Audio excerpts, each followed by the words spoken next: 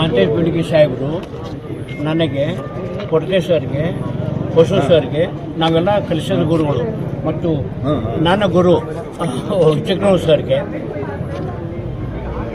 27ನೇ ತಾರೀಕಿಗೆ ನಮ್ಮ ಅಣ್ಣನ ಮಗಳ ಒಂದು ಕಾರ್ಯಕ್ರಮ ಇದೆ, ಮಾತುಕತೆ ಇದೆ. ಎಲ್ಲಿ ಇಳಕಲ್ದಲ್ಲಿ ನೀವು ದಂಪತಿ ಸಮೇತವಾಗಿ ಬರಬೇಕೆಂದು ನಮ್ಮೆಲ್ಲರಿಗೂ ಆಹ್ವಾನವನ್ನು ಕೊಟ್ಟಿತ್ತು. ಪರಿಸ್ಥಿತಿ ಈ ಒಂದು ಮಟ್ಟವನ್ನು ತಲುಪುತ್ತಿದೆ ಎಂದು ನಾನು ನಿರೀಕ್ಷೆ ಮಾಡಿರಲಿಲ್ಲ.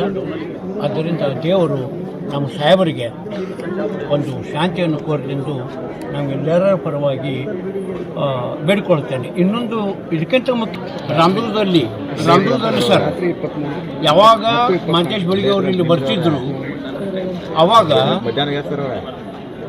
ಯಾವುದೇ ಥರದ ಪಕ್ಷ ಇಲ್ಲ, ಜಾತಿ ಇಲ್ಲ, ಧರ್ಮವಿಲ್ಲ.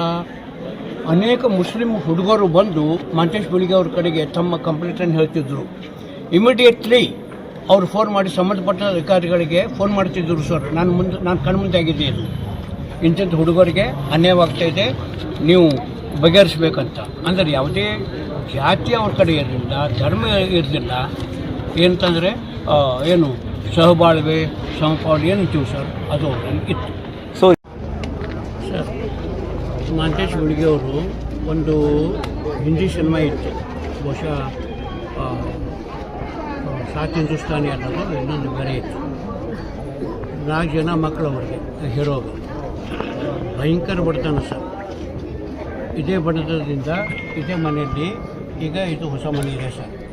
ಒಂದು ಸಣ್ಣ ಮನೆ ಇತ್ತು, 2 ಹೆಣ್ಣು ಮಕ್ಕಳು 2 ಗಂಡು ಮಕ್ಕಳು. ತಾಯಿ ಏನಕ್ಕಂದರೆ ಶೇರಿ ಮಡಿಸುವಂಥ ಒಂದು ಕಾರ್ಯವನ್ನು ಮಾಡ್ತಾಯಿದ್ರು. ಮಾಂತೇಶ್ ಬೆಳಗಿ ಅವರ ತಂದೆ ತೀರ್ಕೊಂಡ ಮೇಲೆ ಎಷ್ಟು ಅವರು ಕಷ್ಟಪಟ್ಟಿದ್ದಾರೆ ಅನ್ನೋದು ನನಗೆ ಗೊತ್ತು. ಏಕೆಂತಂದರೆ ನನ್ನ ಮನೆ ಇದೇ ಎದುರಿಗೆ, ಹೊರಗೆ ಬಂದರೆ ಅವ್ರ ಮನೆಯಲ್ಲಿ ಇರುವಂಥ ಎಲ್ಲವುಗಳು ನನಗೆ ಕಾಣಿಸ್ತಿತ್ತು. ಆಮೇಲೆ ಮಾಂತೇಶ್ ಬೆಳಗಿ ಅವರು, ಅವ್ರ ಅಣ್ಣ, ಅವರಿಬ್ಬರು ತಂಗಿಗಳು ಮತ್ತು ಅವರ ತಾಯಿ ಎಷ್ಟು ಕಷ್ಟಪಟ್ಟಿದ್ದಾರೆ ಅಂತಂದರೆ ಅದು ದೇವರೇ ಬಲ್ಲ. ಯಾವುದೇ ವ್ಯಕ್ತಿಗೂ ಇಷ್ಟು ಕಷ್ಟವನ್ನು ಕೊಡಬಾರ್ದು. ಎಷ್ಟು ಕಷ್ಟಪಟ್ಟಿದ್ದಾರೆ ಅಂತಂದರೆ 2 ಹೊತ್ತಿನ ಕೂಡಿದ್ದಿದ್ದಲ್ಲ ಸರ್ ಮಾಂತೇಶ್ ಬೆಳಗಿ ಅವರಿಗೆ.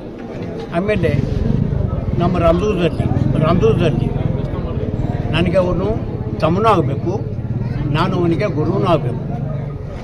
ಆಮೇಲೆ ಬೇರೆ ಬೇರೆ ಅಂಗಡಿಗಳಲ್ಲಿ ಹಸುಮಠ್ ಎಂಬ ಒಂದು ಸ್ವಾಮೀಜಿಯವರ ಕಿರಾಣ ಅಂಗಡಿಯಲ್ಲಿ ನನಗೆ ತಮ್ಮನಾದರೂ ಸಹಿತ ನನ್ನ ತಂದೆಯವರ ಕಿರಾಣಿ ಅಂಗಡಿಯಲ್ಲೂ ಸಹಿತ ಸುಮಾರು 6 ರಿಂದ 7 ವರ್ಷದೊಳಗೆ ಕಾರ್ಯವನ್ನು ಮಾಡಿದರು ಸರ್.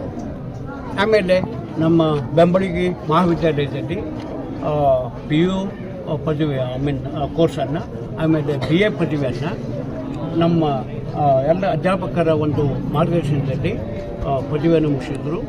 ಇಂಗ್ಲೀಷ್ದಲ್ಲಿ ಗೋಲ್ಡ್ ಮೆಡಲನ್ನು ಪಡೆದರು ಸರ್. ಸೋಷಿಯಾಲಜಿ ಮತ್ತು ಇಂಗ್ಲೀಷ್ದಲ್ಲಿ ಗೋಲ್ಡ್ ಮೆಡಲ್ ಪಡೆದರು. ಅಷ್ಟು ಕಷ್ಟಪಟ್ಟು ಆಮೇಲೆ ನಂತರ ಧಾರವಾಡಕ್ಕೆ ಹೋದ್ಮೇಲೆ MA ಇಂಗ್ಲೀಷ್ ಮಾಡಿದರು, MA ಸೋಷಿಯಾಲಜಿ ಮಾಡಿದರು. ಆಮೇಲೆ ಅಲ್ಲಿ ಒಂದು ಇಂಗ್ಲೀಷ್ ಟ್ಯೂಷನನ್ನು ಪ್ರಾರಂಭ ಮಾಡಿದರು. ಟ್ಯೂಷನ್ ಹೇಗಿತ್ತಂತಂದರೆ sir, I have seen with my own eyes. ಸಾವಿರಾರು ಸಂಖ್ಯೆಯಲ್ಲಿ ತಹಶೀಲ್ದಾರ್ ಸಾಹೇಬರುಗಳು, PSI ಸಾಹೇಬರುಗಳು, ಪೊಲೀಸ್ ಸಾಹೇಬರುಗಳು, ಉನ್ನತ ಹುದ್ದೆಯಲ್ಲಿರುವಂಥ ವ್ಯಕ್ತಿಗಳು ಸಹಿತ ಅವ್ರ ಕಡೆ ಟ್ಯೂಷನ್ ಬರುವುದನ್ನು ನಾನು ಕಂಡಿದ್ದೇನೆ. ಆದ್ದರಿಂದ ಇಷ್ಟು ಕಷ್ಟಪಟ್ಟು ಎಲ್ಲ ವಿದ್ಯಾಭ್ಯಾಸವನ್ನು ಮುಗಿಸಿ ಅವ್ರೇನು ಮಾಡಿದ್ರು ಅಂತಂದರೆ KS ಅನ್ನು ಮುಕ್ತಾಯ ಮಾಡಿದರು. ಆಮೇಲೆ ಮತ್ತಷ್ಟು ಕಷ್ಟಪಟ್ಟು IAS ಅನ್ನು ಮುಕ್ತಾಯ ಮಾಡಿ ನಮ್ಮ ಊರಿಗೆ, ನಮ್ಮ ಕರ್ನಾಟಕಕ್ಕೆ ಒಂದು ಹೆಸರನ್ನು ತಂದಂಥ ವ್ಯಕ್ತಿ ನನ್ನ ತಮ್ಮ.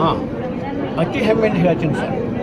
ವೈಯಕ್ತಿಕವಾಗಿ ನನಗೆ ಸರ್, ನನಗೆ ಬೆನ್ನೆಲುಬು ಸರ್ ಅವರು.